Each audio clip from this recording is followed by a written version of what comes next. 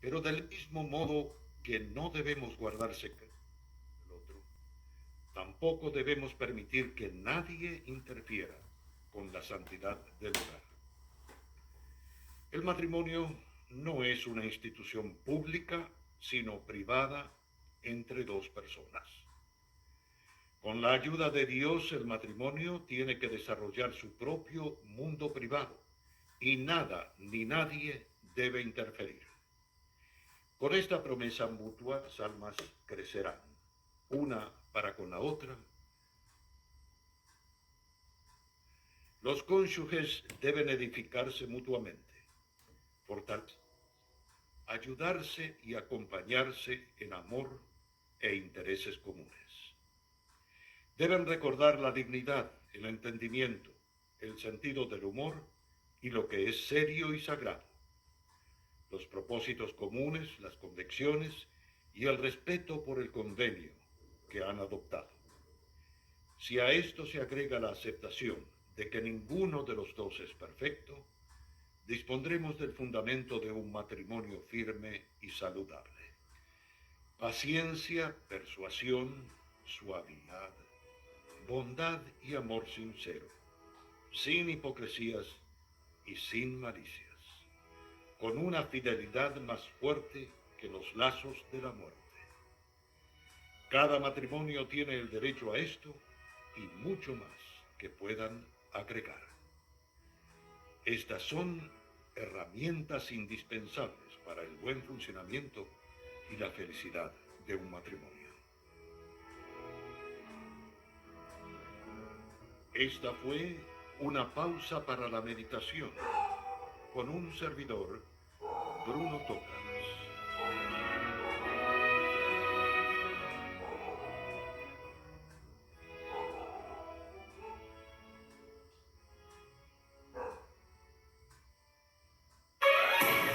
Radio Martí, cubriendo toda la isla con las noticias más importantes de Cuba y el mundo. Radio Martí, por los 1180 de onda corta y a través de radiotelevisiónmartí.com. Radio Martí, siempre contigo. Radio Martí presenta Abriendo Espacios, el programa de la mujer cubana. Media hora de radio para que su voz silenciada se haga visible. Abriendo Espacios, un programa de Radio Martí conducido por Ariane González. Bienvenidos una vez más a Abriendo Espacios, el programa dedicado a la mujer cubana, un programa donde abarcamos temas diversos que importan a las féminas. Hoy vamos a hablar del feminismo. ¿Es importante o no dentro de la situación actual que vivimos y sobre todo la situación en Cuba? ¿Qué pasa con los matrimonios de las menores de edad? ¿Qué situación están viviendo las mujeres en medio de la pandemia con la violencia de género? De eso y mucho más estaremos hablando aquí en este espacio con dos cubanas, además, que trabajan muchísimo estos temas. Una de ellas es Marta Adela Tamayo, integrante de la Red Femenina de Cuba y también de la Alianza Cubana por la Inclusión, y la conocida periodista independiente, aunque ella no lo crea así, María Matienzo. Gracias, ambas, por estar aquí con nosotros. Buenos días. Bueno, encantada de estar compartiendo con ustedes y de estar hablando temas interesantes, porque yo creo que hay que hablar, ¿no? Sobre todo la situación en que vivimos a nivel internacional, donde el feminismo históricamente ha demostrado la importancia que tiene dentro de cualquier sociedad. Y hay quien pueda llegar a cuestionar o no si el feminismo es necesario en la Cuba actual. Ustedes, que son mujeres, que están allí, que se enfrentan a diario a la realidad de Cuba y al régimen, ¿creen que el feminismo sí es necesario o no es necesario? ¿O hay que retomar otro tipo de lucha? Teniendo en cuenta la historia del feminismo en Cuba, me refiero. Nada, yo creo que si uno que el feminismo solamente o es lo que ha estado promoviendo la FMC durante 62 años, entonces, bueno, eso a nadie, por lo menos a mí, a nadie que se enfrente a la dictadura le puede convenir como un discurso en favor de la mujer, ¿no? Pero si tú estudias la historia del feminismo en Cuba, te darás cuenta que o sea, que ahí está hay una historia desde el principio del siglo XX, donde hay mujeres que han estado al lado siempre de las desfavorecidas, al lado de las mujeres, de la opresión, o sea, en contra del patriarcado. Cuba está entre los primeros países que aprobó la votación para las mujeres, o sea, y a un año de haberse aprobado el derecho al voto de la mujer, ya había mujeres candidatas a la gobernación.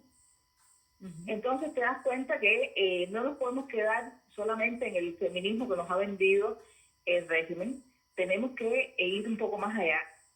El feminismo es importantísimo, es necesario, más que importante, es necesario, y que no está para nada divorciado de oponerse a esta dictadura. Al contrario, yo creo que es una lucha paralela, y creo que además la historia, vuelvo a la historia del feminismo en Cuba, lo demuestra. En el 59, una de las luchas relegadas que hubo fue la del feminismo, porque ese gran macho de que todavía hay gente llorando y que yo me resisto a darle luz, él tiene que estar en el infierno. Ese gran macho decidió que la lucha por la igualdad, por la equidad de la mujer ya estaba vencida solamente con que hubiese triunfado un proceso político nuevo. Sí. Entonces, sí hay que ir más allá, sí hay esta frase fea y suena prepotente y la he dicho muchas veces, pero bueno, tengo que repetirla. Hay que estudiar, no nos podemos quedar con lo que nos ha vendido el Gramma, no podemos repetir el discurso de lo que nos ha dicho el Gramma. Y la lucha feminista, claro que es necesaria, porque el enemigo es mayor, el enemigo no es la dictadura nada más. El enemigo es el patriarcado. Exactamente. Sobre todo eso, Marta Estela, quiero oír tus consideraciones.